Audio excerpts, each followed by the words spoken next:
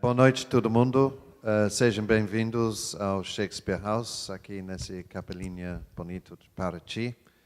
Aqui em cima você pode ver o Tempestade, uma representação do Tempestade. Eu tenho certeza que o Tempestade vai ser muito bem falado durante esse debate, que chama-se Admirável Mundo Novo. Estou muito feliz até André Conti aqui, mediando a debate. Ele me diz que ele agradeceu muito ao Conselho Britânico por os recursos que tiveram na biblioteca na época que ele foi fazendo doutorado. Também gostaria de introduzir Vilma Ares, que é professora de literatura brasileira de Unicamp, também que foi uma bolsista do Conselho Britânico em 1964 e passou 3 meses na Grã-Bretanha, na Inglaterra e País de Gales. E também gostaria de dizer boas-vindas para o nosso embaixador, Alex Ellis, que infelizmente não teve nenhum bolso do Conselho Britânico. Mas quem sabe um dia.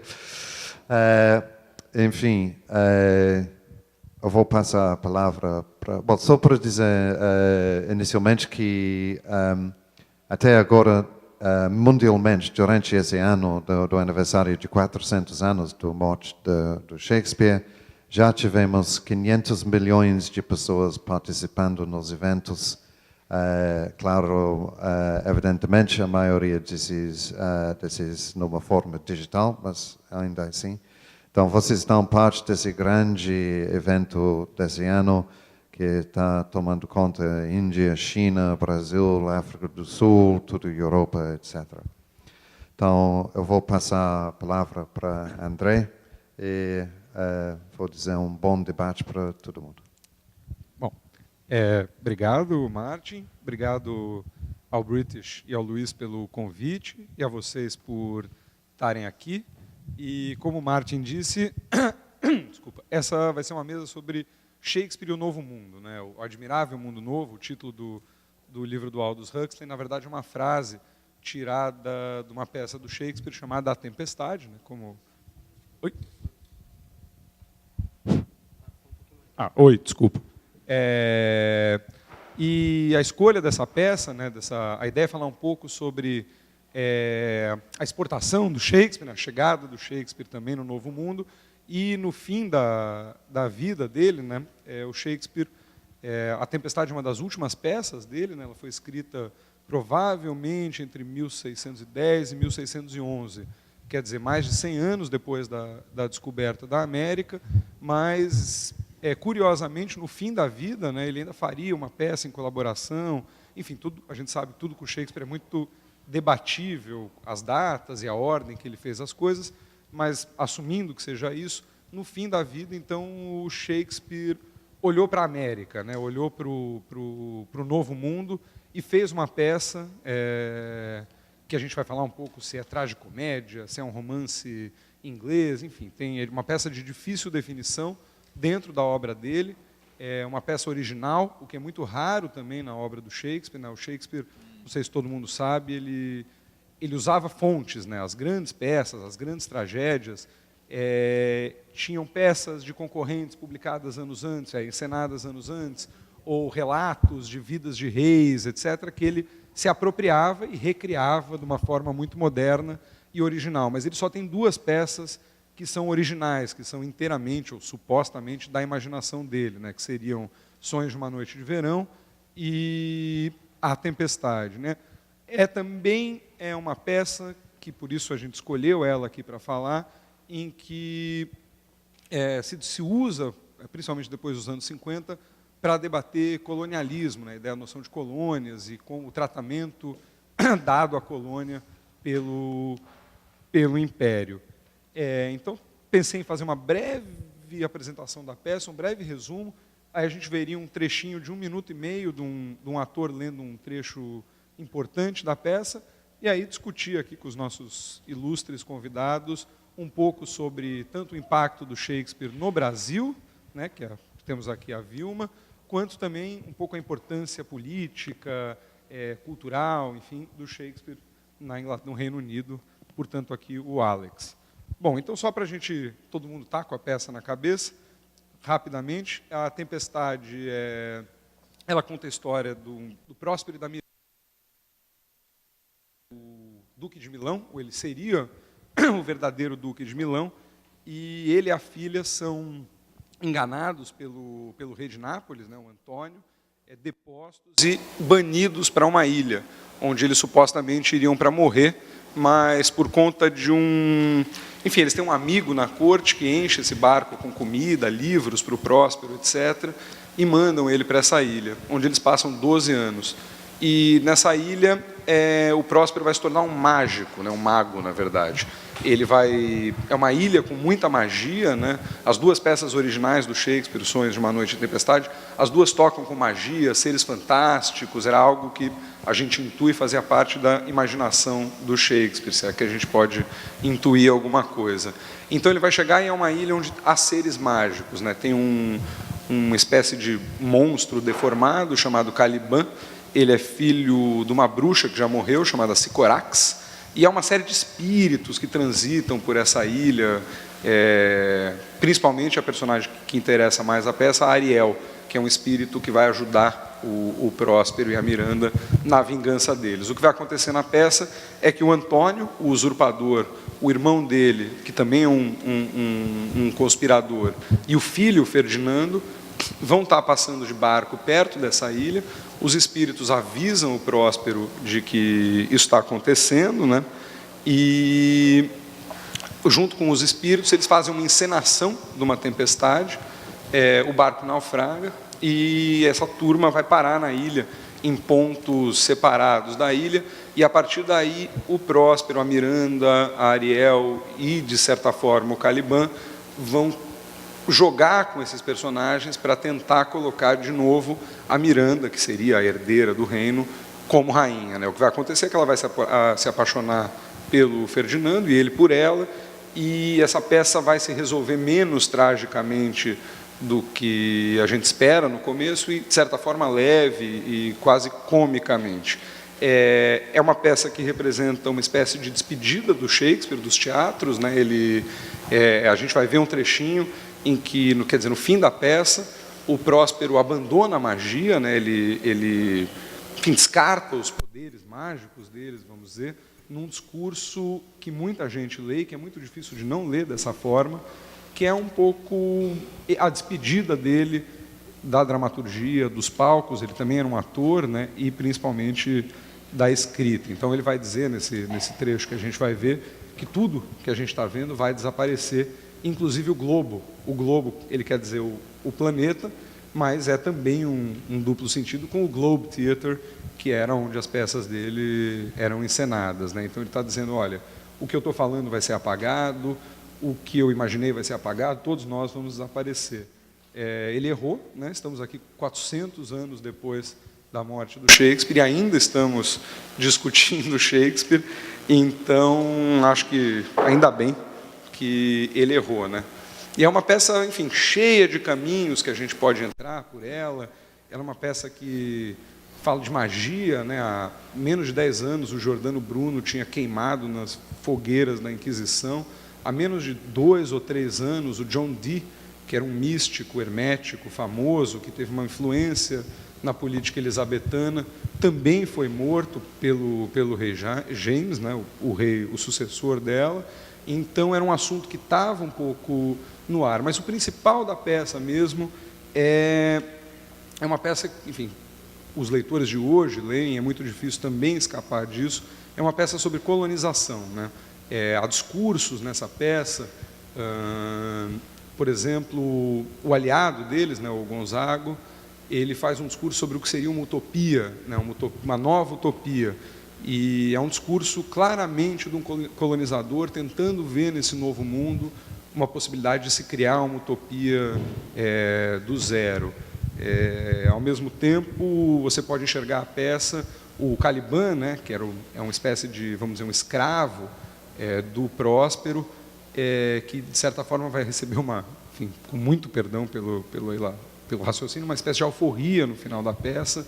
Então, muito se discute da relação de colônia, de colonizador e colonizado entre o Caliban e o Próspero, e a Ariel, que vai para um caminho diferente. Ela, de certa forma, vai negociar a libertação dela. É uma peça que foi infinitamente copiada, infinitamente inspiradora para obras de arte, de música, de cinema, de televisão. Fãs de Lost, por exemplo, estão reconhecendo, de certa forma, há uma inspiração claríssima, o monstro da ilha, o Caliban. É uma versão de ficção científica dos anos 50, chamada O Planeta Proibido, né, The Forbidden Planet, que transforma esses monstros, essas ideias, em conceitos freudianos. Então, o monstro é o monstro do id, é uma versão também super legal. E há versões também colonialistas, que vão especificamente para o colonialismo, né? O Aimé Césaire, que é um haitiano, escreveu uma versão que ele ambienta a peça no Haiti, e a Ariel é uma escrava que fica negociando a libertação. Há uma versão também da peça ambientada em Cuba, também sobre, enfim, liberdade negociada, colônia, etc. É uma peça maravilhosa, quem não leu, quem não conhece. Há filmes muito bons, tem um chamado O Livro de Próspero, do Peter Greenaway, que foi o último filme que o John Gielgud, um dos maiores atores ingleses de todos os tempos, fez. Há uma versão recente com a Helen Mirren, em que ela é a Próspera, e que também é muito, muito boa. Então, aqui, a ideia é falar com a Vilma. A Vilma é uma contista, uma ficcionista, uma ensaísta, tem livros de ficção como... vou ter que colar, Vilma, desculpa.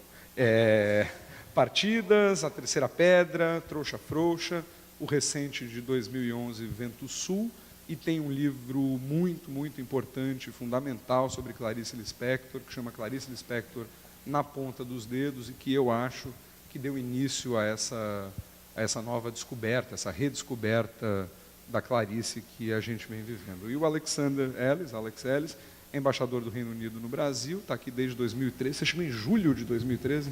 Chegou no momento calmo, né, que você deve ter chegado em julho de 2013. Pegou um mar de tranquilidade no Brasil.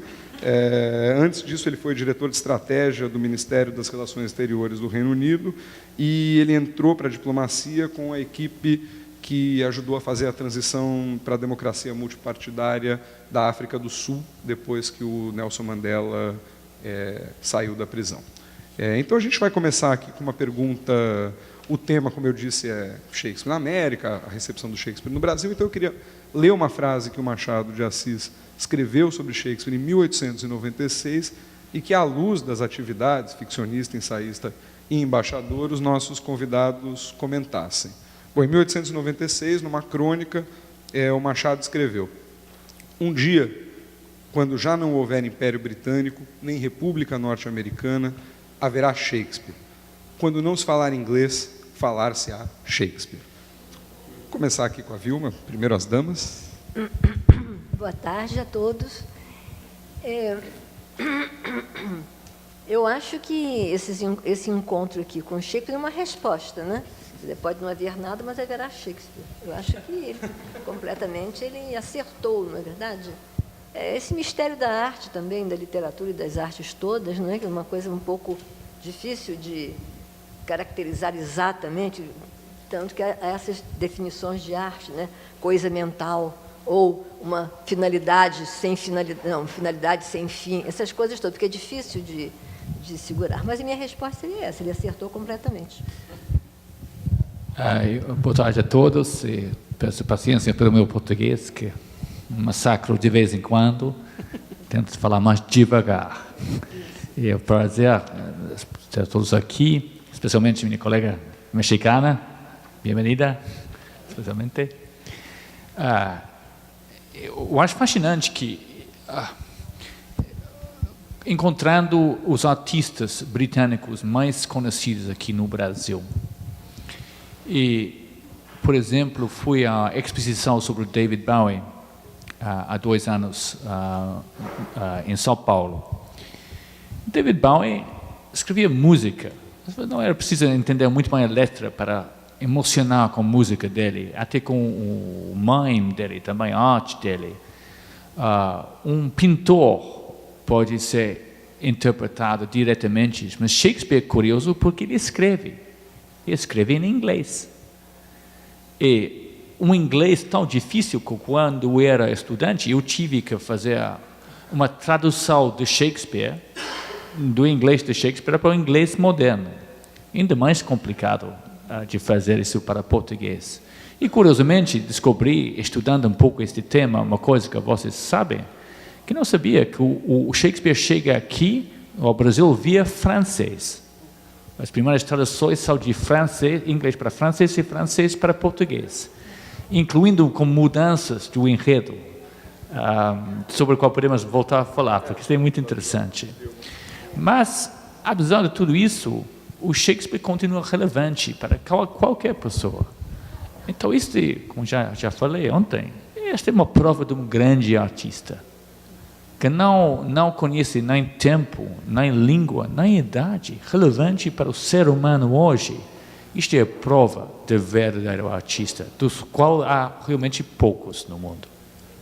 Muito obrigado.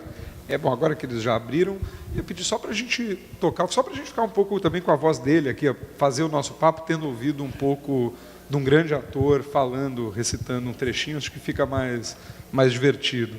É um vídeo de uma série que o Guardian, um jornal inglês, fez para os 400 anos da morte. Eles pegaram vários atores ingleses lendo trechos das peças, é fenomenal, entre no site, é fácil, põe Guardian, Google, Shakespeare no Google, que vem a página. Todos são bons, todos, mas é que esse é da Tempestade, é o Tyrell, que é um ator de televisão, ele vai ler em inglês com legenda em inglês, depois eu tenho aqui a tradução rapidinho da Bárbara Eleodora para a gente ler em português.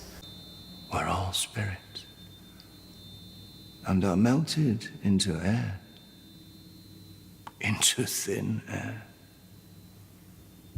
And like the baseless fabric of this vision, the cloud-capped towers, gorgeous palaces, the solemn temples, the great globe itself, yea, all which it inherits, shall dissolve. And like this insubstantial pageant faded, leave not a rack behind.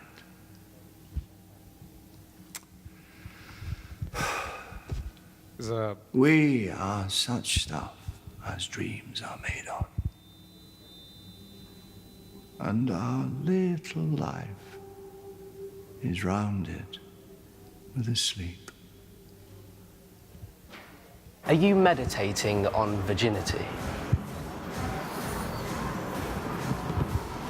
It's not politic in the Commonwealth of Nature to preserve virginity. Só desligar.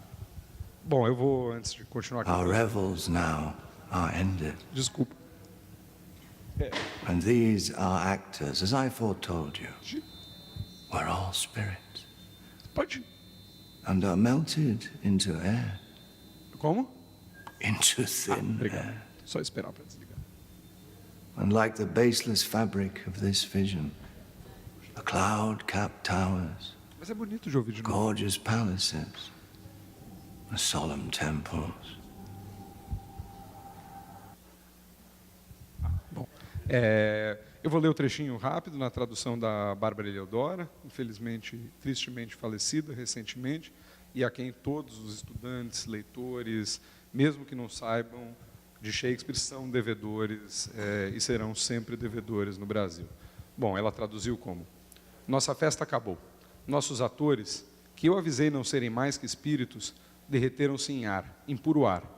E como a trava vã desta visão, as torres e os palácios encantados, templos solenes, como o globo inteiro, sim, tudo o que nos envolve vai sumir sem deixar rastro. Nós somos do estofo de que se fazem sonhos, e esta vida encerra-se num sono. Quer dizer, é uma despedida, né, dele, da vida pública também, porque ele vai sair de Londres, e um trecho muito bonito que diz um pouco também sobre toda a obra dele em retrospecto. Enfim, partindo disso, partindo um pouco também do que o que o embaixador falou, Vilma, por que o Shakespeare demorou tanto para chegar no Brasil? Quer dizer, ele chegou 200 anos depois da morte, e como que ele foi recebido aqui no Brasil? Não demorou tanto, né? Porque o Brasil começou no século XIX, né? Quando o rei fugiu para cá. Quando os franceses invadiram a península, não é? Dom João VI fugiu para cá. Aí começou o Brasil. O Brasil era plantação e prisão, não tinha mais nada. E quando descobriram o ouro em Minas, né, apareceram algumas vilas, Vila Rica, houve logo aquela revolta, uma revolta que eu acho até bastante humilde, eram intelectuais que não queriam pagar imposto, mas, enfim, só mataram o Tiradentes, que era popular, tudo bem. Então, mas o Brasil começou, então, aí, não é? E acho até que fizemos muito, porque há muito pouco tempo que a gente existe, né? Então, uma certa bagunça, mas é isso mesmo. E, então, aí que começaram as coisas, quando Dom João VI veio para cá. Jornal, não é? E escola, que só ia branco, claro. E teatro, que era bastante... Todos os estrangeiros que iam assistir alguma peça ficavam horrorizados, né, com o primarismo. Claro, não havia jeito. A cultura popular não era uma cultura viva, né, mas, do ponto de vista da cultura europeia, não tinha como ter outra coisa aqui. Bom, então, quando houve o romantismo, não é, aqui ninguém tomava conhecimento do romantismo, nem Portugal, que era uma periferia da Europa. Mas houve aquelas revoluções liberais em Portugal, alguns artistas participaram das revoluções, fugiram para a França, como Garrett, que é um grande poeta, e, como diz uma crítica italiana, eles ganharam, esses revoltosos, ganharam uma bolsa de estudos para a França. Chegaram lá, o romantismo. Nisso também estava um poeta nosso, Gonçalves de Magalhães. Eles, então, resolveram inaugurar o romantismo em suas pátrias, né? O Portugal e Brasil. O nosso Gonçalves de Magalhães, que era esse poeta, não é? Inaugurou o romantismo com uma tragédia. Não se entendia na periferia o que era romantismo. E o Shakespeare, quer dizer, na verdade, eu acho que, com justiça, é considerado o maior dramaturgo, né, do mundo até hoje, não é? Ele não obedecia às regras clássicas que dominavam a França, por exemplo, né? Tanto que a Revolução Romântica aconteceu na França, onde era a cidadela do classicismo, né? Então, o Shakespeare horrorizava. Ele foi traduzido por um francês chamado Jean-François Ducy, mas todo modificado, como disse o senhor embaixador, tiraram os personagens, mudavam nomes. Mesmo assim, horrorizou. A palavra lenço, por exemplo, não podia ser dito numa tragédia. E como representar Otelo, né, que foi a grande... sem a palavra lenço? Não, porque havia, para tragédia, comédia, havia os dados, não é? Então, a tragédia tinha um tipo de paisagem, os personagens tinham um tipo de nome, não é? E havia palavras impossíveis de tragédia. Não podia, isso era uma coisa baixa, né? Isso pertencia à comédia. Bom, então foi toda essa confusão, e depois os portugueses traduziram o Ducy para o português. E depois o nosso Gonçalves de Magalhães, que introduziu o romantismo como uma tragédia, que é uma contradição extraordinária, traduziu para cá. Mas também mudaram. Basta dizer o seguinte: o nome de Desdémona virou Edelmonda, em português. É isso aí, Edelmonda. E os personagens secundários eram tirados, né, ficavam só algumas coisas, e mudavam muito. Mas a primeira vez que representaram Otelo em Paris, na tradução do Ducy, mesmo assim, bom, ela era noiva, não era casada, porque era impossível a plateia aceitar a suspeita da traição de uma mulher casada. As pessoas se desesperavam. E era noiva, e nós pusemos Edelmonda. Uma coisa meio estranha. Mas, assim mesmo, o maior ator brasileiro, não é, do século XIX, que foi João Caetano, que tem um belo livro, Décio Almeida Prado, sobre ele. Então, ele era bastante talentoso, era um gênio, mas, quer dizer, as circunstâncias não era possível ser gênio, né, era um pouco. E o grande papel dele foi Otelo. Conta-se até uma história que parece que é verdade, há livros que dizem isso. Ele representou Otelo com a mulher dele, e aí ele estava numa crise de ciúmes, e na hora em que Otelo mata a Edelmonda, Desdémona, ele perde a cabeça e começa a apertar o pescoço de verdade da mulher. A plateia percebeu, isso está escrito, percebeu e subiram no palco, não é? Quer dizer, era uma coisa muito realista, não é? E ele também conseguiu representar com um tom bem grave, porque ele achava o tigre africano, né? Um tom... o leão. O leão. E aí, mas às vezes na tradução parecia o tigre. Vou até, um parêntese, uma coisa interessante, quando falavam tigre, os brasileiros que assistiam começavam a rir. Ninguém entendia, mas como? É uma tragédia. Porque tigre eram os escravos que, à noite, alta noite, levavam na cabeça uns depósitos com os despejos dos patrões, né? Urina e tal, as outras coisas, para jogar no mar. Então, quando falavam tigre, todo mundo rolavam de rir. É interessante, porque essas coisas eu acho muito importantes para ver exatamente como é que a arte também precisa de um contexto, né? Porque senão ela não é compreendida exatamente, ela é adaptada. Isso foi o que aconteceu, adaptado, com todo o talento do João Caetano, não é? E é interessante isso. Mas, então, ele abaixava a voz e falava... E todos os outros escritores comentaram isso em suas obras. Como é que ele abaixava? Ele dizia, não, só pode ser assim, eu consigo levar a peça inteira. Bom, aí acontece que havia, quer dizer, o inventor da comédia brasileira, do romantismo, quer dizer, não escreveu comédia romântica, escreveu comédia realista, comédia de costumes, comédia realista. Mas um grande comediógrafo foi o Martins Pena, Luiz Carlos Martins Pena. E ele recebeu no final da vida, ele era pobre, mas ele foi subindo, a irmã dele se casou com uma pessoa de dinheiro, então ele pôde estudar, ele era tenor, ele compunha, e ele ganhou uma viagem a Londres. O brasileiro ganha viagem para Londres. Ganhou uma viagem a Londres, passou 3 anos lá, mas ele piorou muito da tuberculose. Eu gostaria, porque ele deixou folhetins de teatro importantíssimos, porque ele conta as coisas todas, como era o teatro, ele critica os atores, entende? Não pode falar assim, não pode se pintar errado, não pode. Então, é interessante para quem se interessa pelo teatro do século XIX, ler esses folhetins, que há muita informação sobre o nosso teatro. Ele, então, passa muito mal da tuberculose, volta para o Brasil e morre em Lisboa. Depois é que trazem os ossos. E ele fazia muitas paródias. Aliás, Shakespeare também, quando representava, havia paródias em Londres, né, nos teatros menores. Havia paródias. Mas, então o Martins Pena fez várias paródias. Uma delas chama-se... Todas as comédias dele eram censuradas. É interessante isso, né? E a comédia é uma coisa muito séria, eu acho, pelo menos.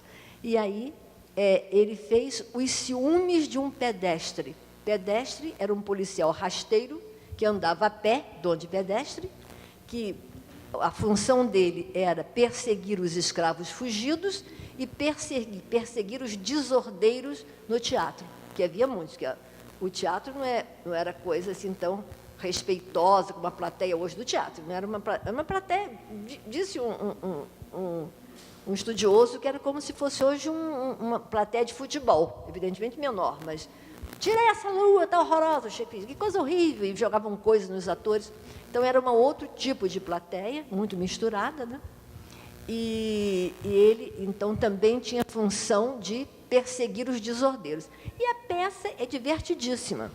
Não aparece, ele multiplica tudo, que a comédia multiplica, né? Multiplica os pares, então são 2 Desdémonas, com outros nomes, e duas a filha dela, ela e a filha, e 2 namorados, e blá, blá, blá. E o pessoal ficou horrorizado porque ele coloca na peça dados que aconteceram na realidade. Por exemplo, um cidadão respeitável do Rio de Janeiro, na época, havia subido nos telhados para namorar uma moça.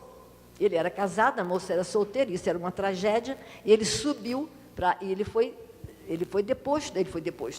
expulso do Rio de Janeiro. E também encontraram dentro de um saco um escravo morto na praia, torturado. E também isso aparece na peça. Então, o que eu queria falar com vocês, para não falar muito, é que, evidentemente, eu não estou falando mal do Brasil, mas estou mostrando as circunstâncias. Basta dizer, nós não temos uma tradição teatral culta, à semelhança da Europa. Temos um grande teatro popular, Quer dizer, eu estava até comentando o que é a escola de samba, o desfile, do que uma ópera, que é notável.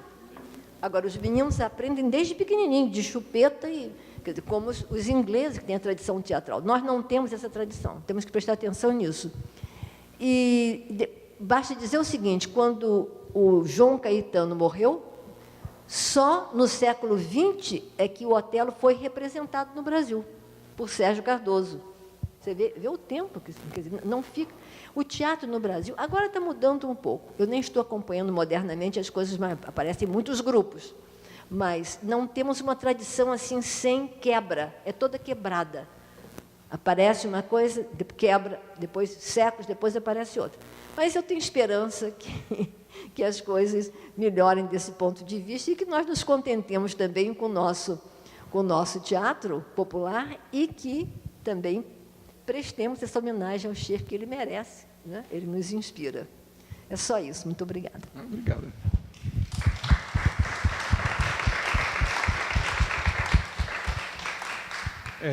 Curiosidade, né, que ela falou que as peças aqui, os nomes eram trocados, etc.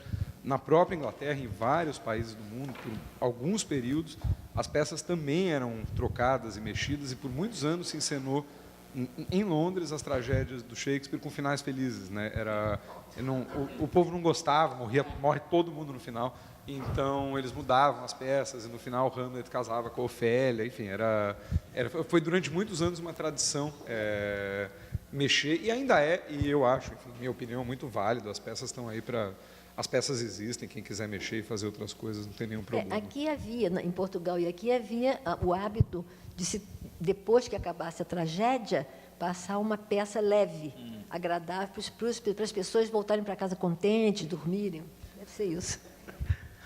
Eu queria perguntar ao Alex, aproveitando que ele é embaixador, o Shakespeare, durante o período que ele escreveu, ele tinha um contemporâneo na Espanha chamado Lope de Vega, que foi um poeta prolífico, um dramaturgo, escreveu dezenas de peças, algumas obras-primas inegáveis. Tem um livro sobre o Shakespeare chamado O Gênio de Shakespeare, em que um dos maiores acadêmicos shakespearianos do mundo, Jonathan Bates, passa, 400 páginas dizendo, olha, ele é um gênio por isso, ele é um gênio pelo outro, ele é um gênio assim, ele é um gênio assado. São, de fato, 400 páginas do maior, talvez, elogio já feito ao Shakespeare. Ele chega no fim do livro, no último parágrafo do livro, sem mencionar isso no livro inteiro, é de fato só no último parágrafo que ele fala, olha, na verdade, o Shakespeare teve a sorte de ser transmitido para o mundo como parte de uma cultura de um império, né? A Inglaterra era um império e o Shakespeare foi difundido por esse império. E se a Espanha tivesse sido o que foi a Inglaterra, politicamente, etc., eu não teria escrito esse livro, eu teria escrito o livro O Gênio de Lope da Vega. Então, eu queria que, por favor, o embaixador comentasse qual o papel do Império Britânico na consolidação do Shakespeare no cânone mundial. Uau! Desculpa. Antes de mais, quando o João Caetano faleceu, segundo o que eu tenho lido, ele faleceu dizendo, morro, e comigo morro todo o teatro brasileiro. Eu acho isso fantástico. Revela mais sobre o ego do ator que qualquer outra coisa. E, infelizmente, não era verdade. Mas esta coisa também de mudar o fim das peças, exatamente, era comum também. O século XVIII foi um século que nós sabemos melhor que eles. Em que as pessoas queriam enquadrar as coisas de maneira certa, racional. Então havia muito, e o Rei Lear, por exemplo, era considerado intolerável o fim do Rei Lear, que é verdade. Quantos de vocês têm visto a peça Rei Lear no teatro?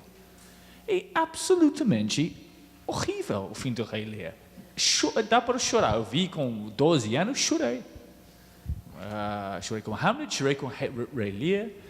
E há 2 anos eu fui com a minha irmã gêmea, fomos ver uma produção do Otelo, no Teatro Nacional, em Londres. Não sei se alguns de vocês conhecem. Lindo teatro.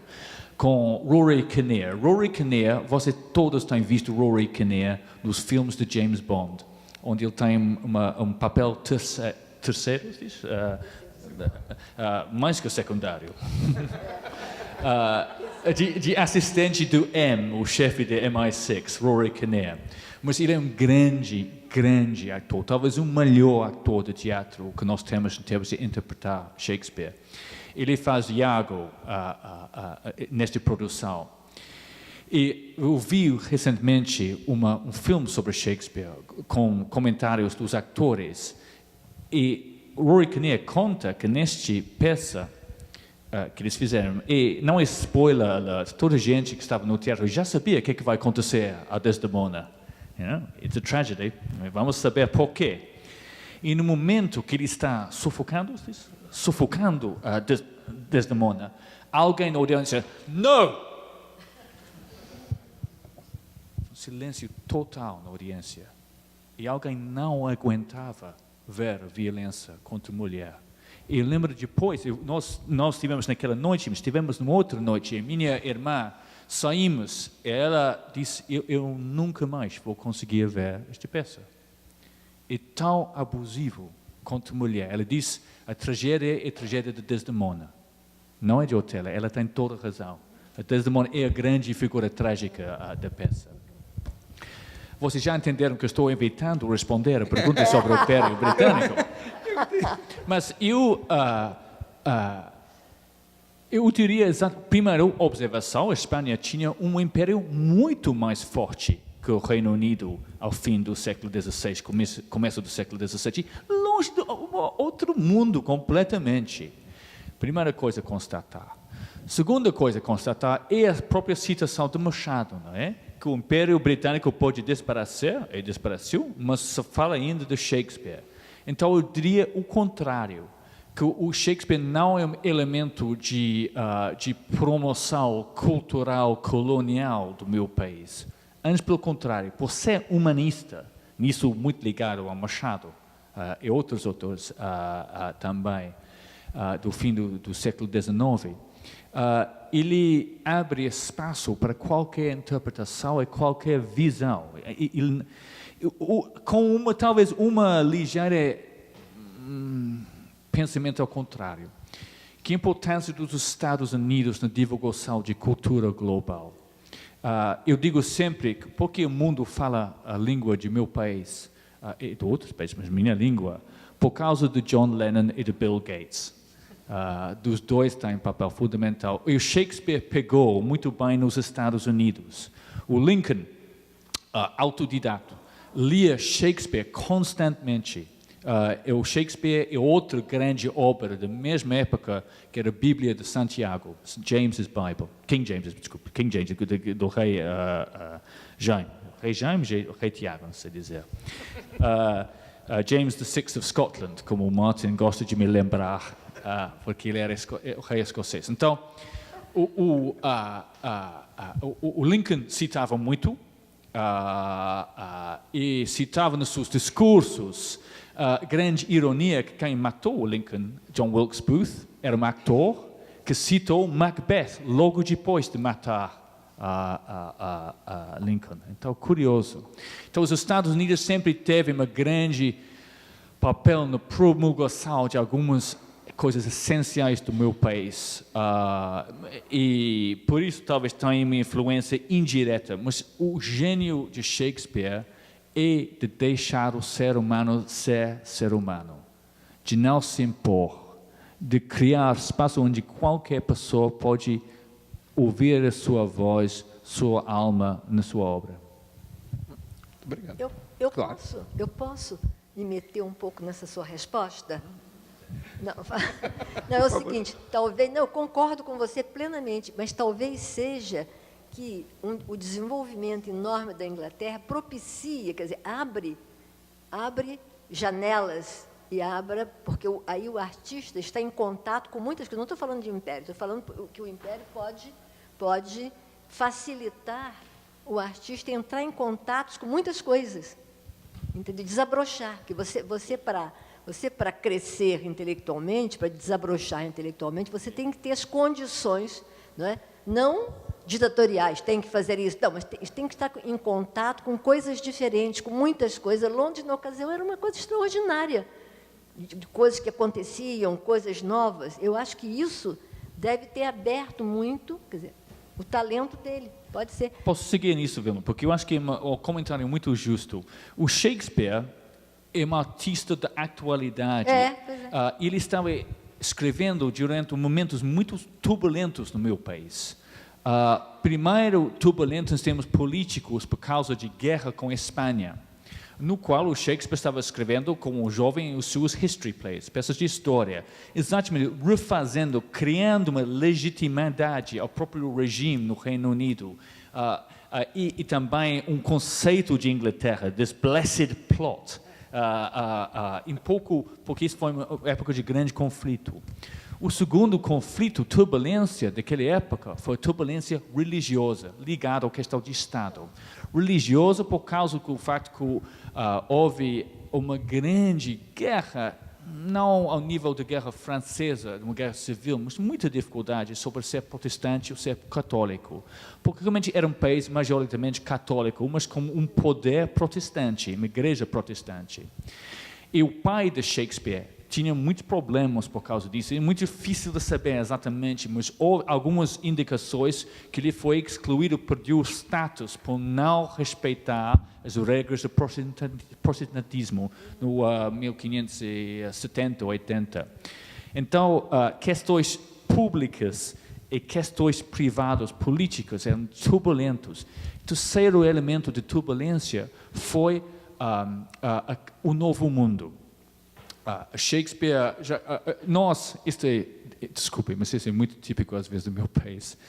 O grande Magalhães, uma das figuras mais fascinantes da história, já tinha feito a circunnavegação de mundo em 1513, se não me engano, ou 14. Em 1580, Francis Drake faz a mesma coisa com o barco do Golden Hind. Isso teve um enorme impacto na imaginação britânica, inglesa, devo dizer. Uau! E isso também, nós estamos circunnavegando o mundo, estamos começando a descobrir. A primeira colônia dita foi em 1607, se não me engano, um pouco antes da Tempestade ser escrita. Então, houve uma nova turbulência do novo mundo. De imaginação do novo mundo. Também isto entra na qualidade de Shakespeare. O gênio de Shakespeare, ele é capaz de reconciliar esses três elementos de turbulência, de Estado, de praça pública, de confissão privada e do novo mundo. E para mim, pessoalmente, uma das cenas que tem mais impacto de Shakespeare é no momento onde o herói, o vilão, difícil de separar os dois em Shakespeare, vira do público, acto 3, cena 4 de Hamlet, e volta para o privado. Oh, my offense is rank. It smells to heaven. Isto é o rei Cláudio confessando à audiência. Pela primeira vez, depois de Hamlet chorando porque não conseguia bater naquela porta. E o próprio Cláudio olha para a audiência. Oh, my offense is rank. It smells to heaven. Entra no privado, em momento de drama pura. E acontece várias vezes durante a obra de Shakespeare. Então, fascinante que Shakespeare, ao mesmo tempo, é produção do seu tempo, exatamente, vamos dizer, dessas grandes mudanças. E se tem uma sugestão para o Brasil, não sei, para o meu país, épocas de turbulência normalmente produzem grande arte, porque o artista tem que entender, interpretar e explicar turbulência e conflito. Muita da grande obra de arte vem de várias formas de conflito. Obrigado. Bem, eu posso só completar? Claro, Sou muito faladeira. É o seguinte, eu penso nisso, a coisa do Shakespeare, em contato com essas coisas acontecendo, no Cervantes, por exemplo, que é um gênio. Mas tem alguma coisa que o Shakespeare abre mais, quer dizer, tem alguma coisa que o Cervantes, eu acho que não alcança exatamente, sendo um gênio também. É difícil fazer essas avaliações, né? O Cervantes foi genial. Mas eu acho que o Shakespeare abre mais, ele tem um âmbito maior, um leque mais desdobrado de questões. Eu acho que isso deve, não só o gênio dele, mas as condições, como você falou, eu acho que são importantes. Vilma, você falou uma coisa... Parar de falar. Não, é para você falar bastante. Você falou uma coisa no começo da palestra, que eu notei, achei muito bonita, que você falou... A gente fez muito pouco, mas foi muito pouco tempo, e é muito bom o que a gente fez. No século XIX é ali. Você falou isso, além da frase bonita, eu fiquei pensando, olha, a gente tem Machado de Assis, a gente tem Guimarães, a gente tem Clarice, a gente tem monumentos em todas as artes. Por que o Brasil não produziu um Shakespeare? Algo que tenha o alcance, que tenha a amplitude, não da qualidade da obra, mas do alcance geral. Por que os nossos artistas ainda demoram, ainda precisa, às vezes, um estrangeiro se interessar para ir para fora? Gente, mas olha aí, que isso? Não, em termos de país, por exemplo, a gente tem uma desigualdade enorme, só meia dúzia vai para a escola, tudo isso faz falta. Faz falta um âmbito maior, para você ter mais contato com as pessoas, as diferenças aparecerem, porque as diferenças aparecem quando há oportunidade de aparecerem, porque senão fica tudo igualzinho, aqueles que vão estudar é assim, assim, assim. Não dá. Eu acho que perde a força, né? Perde a força quando não há um leque grande para você entrar em contato. Sim, mas talvez a questão é não perguntar por que o Brasil não produziu um Shakespeare, mas a tragédia é que há Shakespeare no Brasil que não têm possibilidade para se expressar, não é? E no caso Shakespeare, é interessante, o Shakespeare teve uma muito boa educação formal. Foi muito bem ensinado. É evidente que ele estudou todos os clássicos, realmente recebeu uma base clássica de educação muito forte. E também, nós só produzimos um Shakespeare. Mas isto não é cultura, não é Eurovisão. Não é? Cultura vem de muitas fontes. E uma curiosidade para mim, como estrangeiro, desculpe, me permite uma observação de estrangeiro. Chegando ao Brasil, o que o Brasil projeta para fora é um pouco clichê. Samba, sexo e soccer. Um pouco, não é? Sol, praia, muito bom, é ótimo, gostamos de tudo isso, não é? Mas é só chegando aqui com o Brasil que comecei pela primeira vez a entender a riqueza de cultura popular no Brasil. Isso. Fascinante. Eu desfilei este ano no Carnaval do Rio na escola Estácio de Sá. Infelizmente a escola Estácio de Sá baixou. Conexão entre as duas coisas não é para me dizer. Mas eu gostei. Fui o ano passado ao Festival do Parintins. Não sei se alguém aqui foi para o Festival do Parintins. Não, nunca fui. Não? Então, uau! O Festival do Parintins é uma das coisas mais vislumbrantes que eu fiz na minha vida. Uma participação massiva e interessante inclusão cultural no Brasil permite uma abertura para toda uma cidade participar no ato cultural. Então você tem que ver todo o leque de cultura que há. Mas eu espero bem que as Olimpíadas no Rio, em 2016, dão uma oportunidade para mostrar ao mundo o que o Brasil tem de cultura. Que não tem que ser a cultura high culture, a cultura que nós conhecemos. É interessante para mim de ver como, por exemplo, algumas das melhores interpretações de Shakespeare no Brasil mistura desculpa lá a frase, baixa cultura, mas cultura popular com Shakespeare, com canções de cultura popular, com coisas da rua também. Porque isso é exatamente colocando Shakespeare num contexto que apela, que chama o Brasil. E não tem que ser só no melhor teatro. A cultura mais interessante deste país está na rua. Acho também. Obrigado.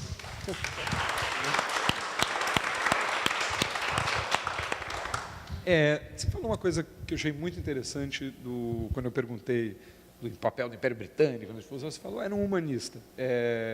E, de certa forma, acho que o que faz isso atravessar culturas, etc., é esse fator. O Shakespeare foi um homem do seu tempo, né, muito um homem do seu tempo. Quando você estuda, você vê que tudo ali, e ao mesmo tempo o que torna ele imortal é que ele é um homem de todos os tempos. Né? Não há uma época uma situação, uma coisa que não caiba ali, uma analogia, uma imagem que ele criou, etc. e tal. Eu queria, de novo, falar um pouco de política, mas aí pensando nessa tua ideia do Shakespeare humanista, né?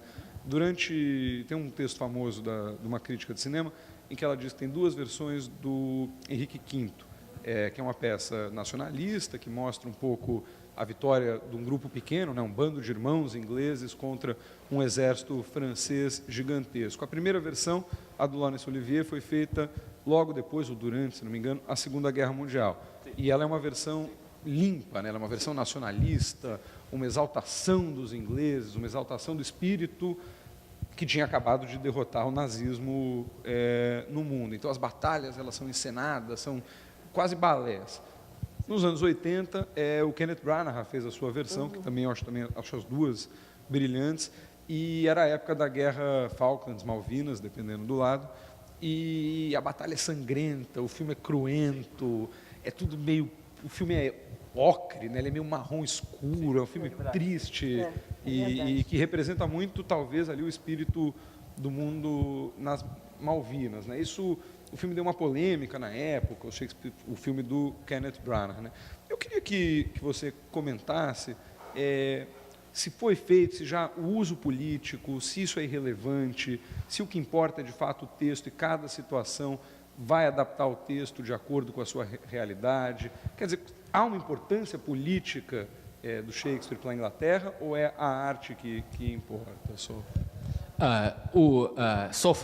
Só falta agora o Henrique V de Quentin Tarantino para ver o verdadeiro sangrento. De fato, o Quentin Tarantino acho que gostava muito de fazer o Hamlet, não é? Hamlet, nossa senhora. Blood will have blood, they say.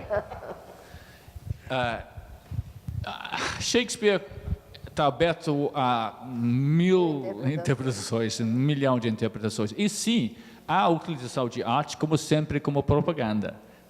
É reação contra isso, por isso todo país precisa de um George Orwell para nos lembrar dos usos e abusos de arte. Só para dar uma curiosidade relevante para hoje, uma semana depois de decisão do eleitorado britânico de sair da União Europeia, um dos livros mais interessantes sobre a União Europeia, o meu país, é de um jornalista inglês, muito tristemente faleceu relativamente novo, e é uma história sobre esta relação, às vezes difícil, turbulenta. O título do livro, desculpe, vou precisar de ajuda da tradução, é This Blessed Plot, que é exatamente uma citação de Shakespeare. Porque this blessed plot pode ser utilizado, blessed plot que pode dizer que linda terra, terra abençoada. Mas this blessed plot pode dizer este maldito terra também. Então ele estava brincando com isso. Isso mostra que você pode aproveitar conforme o seu desejo o que há de arte. Porque Shakespeare se mantém ilusivo, se diz em português? Fugidio na sua obra. Permite aos próprios atores de falar. Faz-me lembrar, às vezes penso em Velázquez quando eu penso em Shakespeare, grandes artistas. Se você olha para os retratos que o Velázquez fez do Filipe IV, são obras de profunda humanidade, em que você vê Filipe IV em todo o seu melhor e pior, figura cômica, digna, trágica. Shakespeare permite fazer isso também. Então, cada diretor puxa a brasa à sua sardinha, né? Mas pode ser utilizada para reforçar o poder, para ir contra o poder, em todos os sentidos. Mas sempre vai fugir de uma tentativa de controlar o texto. Lembrando disso que você falou, a nossa amiga Marlene Soares uma vez estava contando, que é uma shakespeariana também, que as feministas odeiam a Megera Domada, porque ela é uma peça sobre domar uma mulher e não sei o quê, e ela ama a peça. Ela falou, eu vi uma interpretação... Feminista. Que resolve, no final do discurso em que ela diz que ela está domada, que ela diz para o marido que tudo, ela vira para a plateia e dá uma piscadela. E isso resolve toda a ironia da peça, quer dizer, um diretor coloca uma piscadela e dobra a peça de ponta cabeça. Eu vi uma interpretação, como é que chama? Megera Domada. Megera Domada, em que foi na faculdade, na universidade, foi uma universidade com uma forte tradição teatral, Cambridge, e ao fim é uma tragédia. Perde completamente aquele discurso famoso, why, there's a wench, torna uma tragédia de horror. Ele vê o que ele tem feito e fica chocado com isso. Então, cada uma a sua coisa. Vilma, a gente está falando aqui, então, a chegada de um texto, de um clássico, numa colônia. E como vocês dois disseram, esse texto chegou traduzido de outra língua, adulterado, quer dizer, Sim. não era exatamente o texto original. O Shakespeare só foi ser traduzido no Brasil, por um brasileiro, por um português do Brasil, em 1930. Um século depois. Um século depois. Quer dizer, o Machado de Assis já tinha lido, sabe? Faz diferença? Isso é um fetiche do moderno editorial? O que importa é, de fato, a peça, a obra, a ideia geral dela? Fez diferença para a recepção dele, essa tradução direta? Ou, assim que chegou no Brasil, o estrago já estava feito? Não, eu acho que não. Ele só faz pergunta difícil, reparou? É só de ver. O seguinte, não, eu acho que não, quer dizer, acho que houve um momento de maior possibilidade das pessoas de lerem em inglês, não sei se o Machado deve ter lido em inglês, né? Com certeza. O Martins Pena conhecia muito tanto o inglês quanto o francês. Mas eu acho que não. Isso é muito difícil de precisar, não é? É muito difícil de precisar. E, além do mais, quer dizer, você falou nessa ambiguidade de interpretação, mas o texto do teatro é um texto ambíguo. É um texto que vai ser representado. É a primeira etapa da obra de arte do teatro. É uma promessa de uma peça levada, quer dizer, o diretor, ou enfim, é que vai interpretar, e pode interpretar de acordo com o que acha que é mais importante para ele, quer dizer, porque o teatro não é feito um romance, você não pode ler uma peça de teatro como ler um romance, ou ler um livro de poesias, é outra coisa, diferente, não é? Ela é uma promessa de realidade, não é verdade? Sim. Então, eu acho que, agora, que realmente custou muito, né? Quer dizer, de um século. Bom, antes de abrir para vocês as perguntas, queria fazer uma última pergunta para cada um. Na verdade, uma dupla, porque vi você recitando, então. Bom, você falou, me pediram, inclusive, para que falasse sobre isso, e uma curiosidade, estamos no meio de uma crise enorme no Reino Unido, o chamado Brexit, né, a saída do Reino Unido da União Europeia. O Shakespeare, ele trouxe para a obra dele dezenas de estrangeiros, né? Dezenas de personagens estrangeiros, e incutiu na mente dos seus espectadores várias ideias desses estrangeiros. Alguns são vistos com muito preconceito, alguns são vistos de forma muito precisa, né? Os italianos, a corte italiana, o que leva as pessoas a acharem que ele não era o Shakespeare, porque ele era o filho de um luveiro que não conheceria as minúcias da corte italiana. Mas ele tinha, ou até, enfim, como estamos aqui no tema, na Tempestade, onde ele está voltado para o Novo Mundo. Ele era um homem que tinha uma visão do estrangeiro. Se possível, queria que você comparasse essa visão que o Shakespeare, que os ingleses tinham dos estrangeiros, para a visão que os True Brits, ou o povo do Leave, né, do sair da União Europeia, talvez tenha dos estrangeiros na Inglaterra hoje. Ok. Difícil, ele só faz, me pediram para relacionar as coisas. Pergunta difícil, que coisa. Então, eu vou dar algumas coisas para lembrar. Sabem o que é a porcentagem de pessoas que vivem em Londres que nasceram fora do Reino Unido? 37%. Olha que coisa. 37% dos habitantes de Londres nasceram fora do Reino Unido.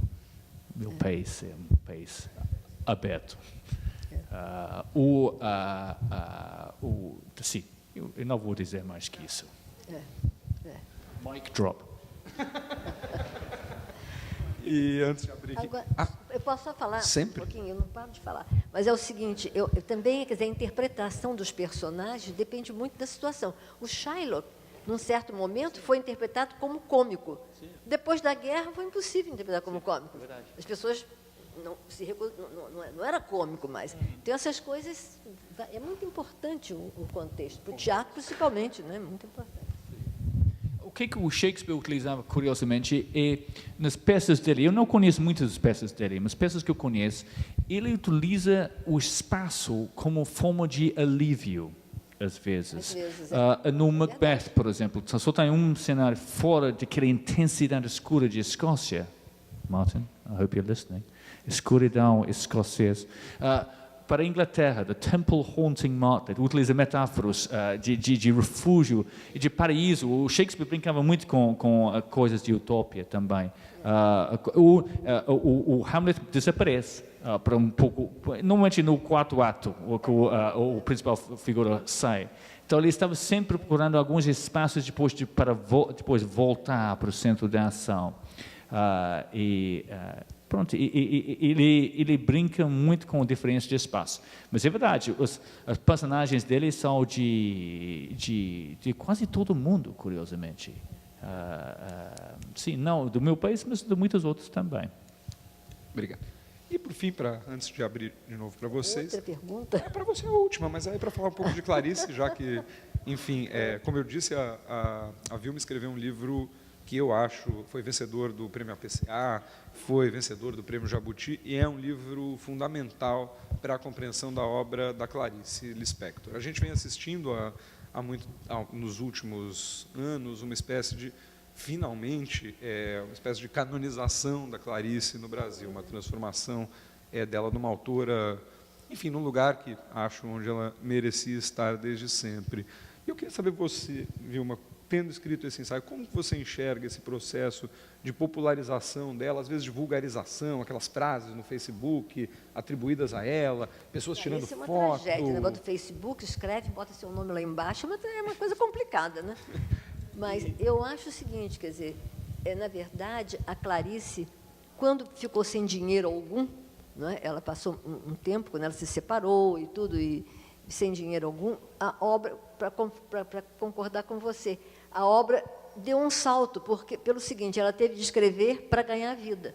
Então, ela tinha que obedecer ao editor. Para ela, era uma morte. Eu conheci bastante a Clarice. Ela dizia, eu não posso, eu só posso escrever quando vem a inspiração. Quando não vem, eu fico morta. Eram as palavras dela. Mas ela foi obrigada a escrever. E ela escreveu um livro, havia Cruces do Corpo, que o Rio de Janeiro, eu morava no Rio nessa época, recebeu aos pontapés, porque ela fala de sexo de mulheres idosas, ela fala de homossexualismo, ela fala de milhões de coisas que, na época, nos anos 70, era um problema. Então, jornalistas diziam, a grande dama da literatura foi para o lixo, e assim por diante. Eu escrevi, na época, defendendo, porque ela modificou, ela foi obrigada a entrar num corpo a corpo com a língua, inclusive com a língua mais popular, a língua mais acessível para as pessoas. Eu acho que foi isso, na verdade. E depois ela escreveu uma obra-prima, que eu acho que é a Obra da Estrela, A Hora da Estrela, que é um livro cheio de defeitos, mas como o assunto é muito pobre, um assunto de retirante, os defeitos são incorporados, funcionam como um valor. É muito interessante esse livro, entendeu? Então, eu acho que para ela... Agora, ela detestava, ela dizia... Eu que escrevia com as entranhas, hoje escrevo com a ponta dos dedos. Por isso que meu livro se chama Clarice Lispector com a ponta dos dedos, porque eu acho notável isso. E acho que tem relação com o resto da obra, porque ela ficou perturbada com a mudança que ela foi obrigada a fazer na literatura, porque tinha que ganhar algum dinheiro. Bom, queria então passar as perguntas aqui para a plateia.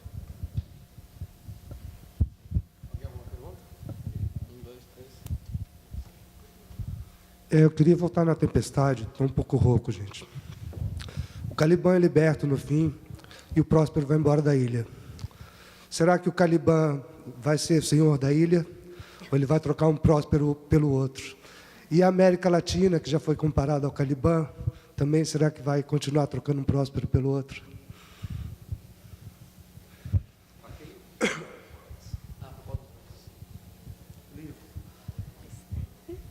Isso é muito difícil de responder.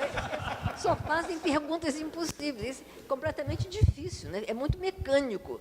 trocar um Prost pelo outro. Eu não sei o que pode acontecer na tempestade, entendeu? Eu conheço essa daí, que está aí linda, maravilhosa. Agora, decidir o que vai acontecer, não é impossível.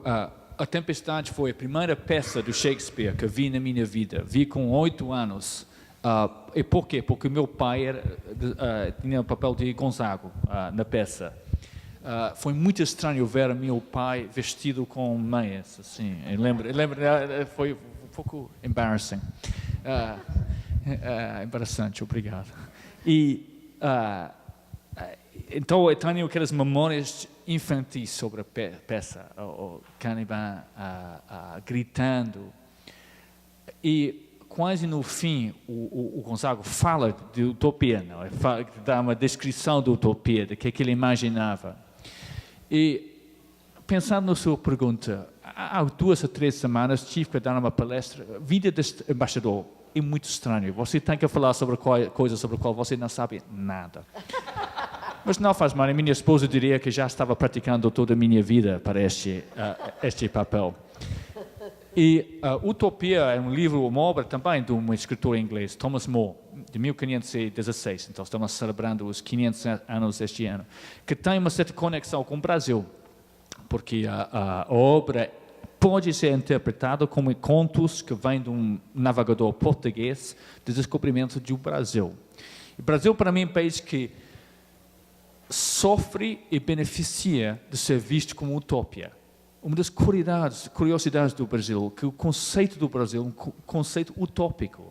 E o próprio discurso do Gonzago entra em descrições de utopia, que faz-me lembrar um pouco de Gilberto Freire, às vezes, na descrição de algumas partes do Brasil.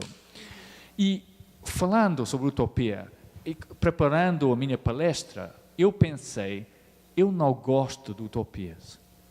Eu não gosto do conceito porque temos visto o abuso de utopia. Tanto abuso no século XX do conceito de utopia para fins muito perigosos. Mas, uma semana depois, eu falei, tivemos uma grande festa do Pride, LGBT, na Embaixada Britânica, com colegas gays, lésbicas, e entendi que às vezes é preciso ter um conceito de utopia. Que você tem, um país precisa de poetas, precisa de profetas também. Profetas quase sempre são mortos, não é? Porque eles dizem as verdades incômodas, ou tentem, de vez em quando você tem que mudar a própria imaginação de um país para melhorá-lo. Isso é muito difícil de aceitar. Então a pergunta é muito interessante: será que a utopia chegar?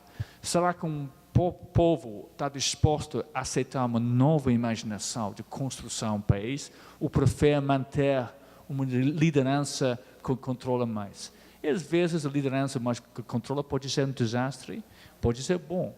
A utopia também. Então o Shakespeare, claro, como sempre, deixa aberta a nossa consideração. Muito bem. Boa tarde.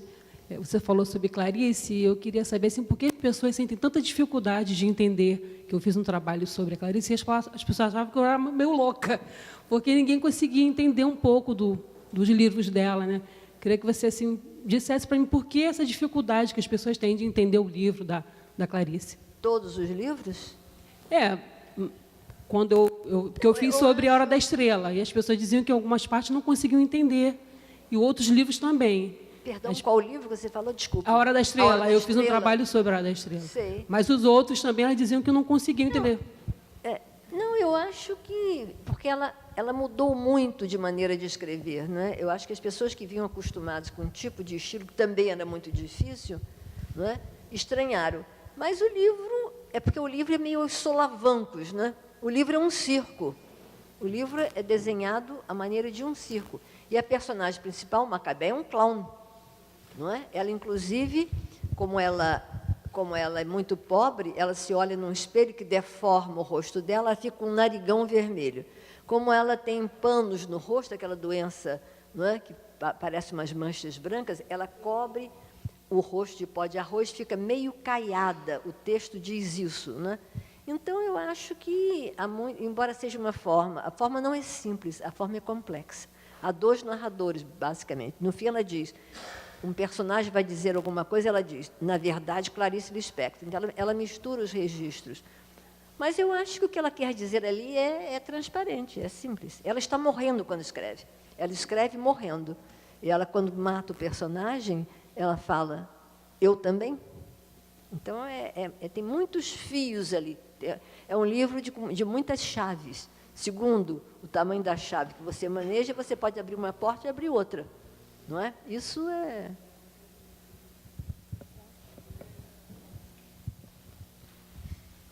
Somente para reconocer o Consejo Británico y ter un embajador que es un hombre que conoce, no siempre eso es posible. Él es una gente que ama y conoce a literatura y o arte do Inglaterra. Por que a grande diferença que você comentou? Por que foi Shakespeare e não Lope? Porque Espanha era muito conservador. O contexto de los grandes intelectuais espanhóis tinha que ver com o país que hizo a Inquisição. E não somente era Lope, tinham a Calderón, tenían a Quevedo, tenían a Góngora. O surgimento da grande literatura do siglo de ouro de Espanha foi muito diferente ao mundo britânico, que fez somente um grande filho, que foi Shakespeare, mas em um contexto muito preocupado por conflitos existenciais. Em Espanha, não havia conflitos existenciais porque Deus los resolvia.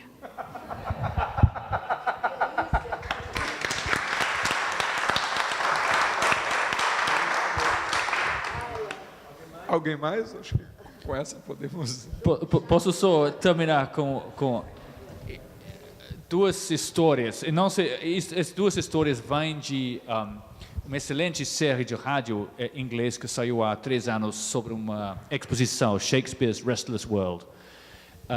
Eu só gostava de contar essas duas histórias para mostrar a universalidade do Shakespeare. O primeiro vem de Alemanha, de Polônia, de 1942, 23 de julho de 1942. Saiu a declaração do regime nazi, dizendo que todos os judeus tinham que se apresentar para ser transportado, reubicado.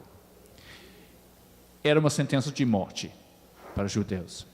E um jovem judeu, tinha 22 anos na época, leu isso e entendeu o sentido.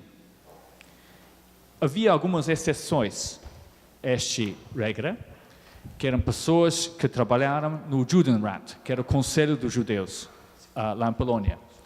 Ele era um membro do Judenrat. Ele decidiu logo de se casar com a namorada dele, porque entendia, senão, era a morte dela. Ele, 70 anos depois, contou a história no Bundestag, no parlamento alemão. E disse que não lembrava muito do dia do casamento, que era uma coisa tão apressada, tão inesperada, que foi em 5 minutos. E não ocorria nenhuma palavra de dizer, não lembrava se ele beijava a esposa dele. Mas subiu, de repente, saiu da boca dele. Vad je in dieser Laune ein Weib gefreit, was ever woman in such sorrow wooed. Não sei dizer em português, vem do Ricardo III. E disse, isso é o poder de Shakespeare. No momento mais difícil, mais trágico, mais alegre da vida dele, só saiu da boca uma frase de Ricardo III.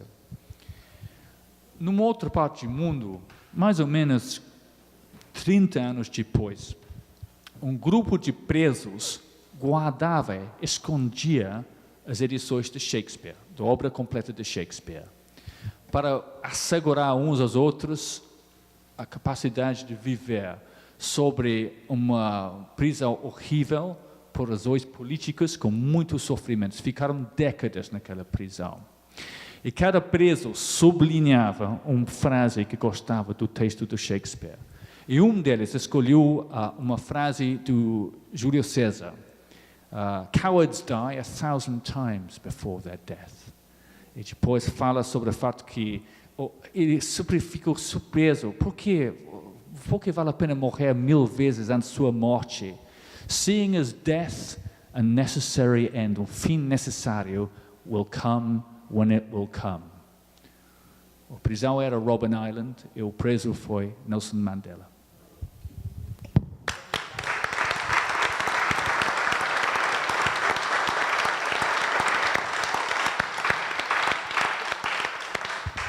Bom, eu queria aqui, então, antes de passar, o Martin quer falar mais 2 palavras, mas agradecer aos convidados, a Vilma e ao Alex, e a pedir uma salva de palmas para os dois.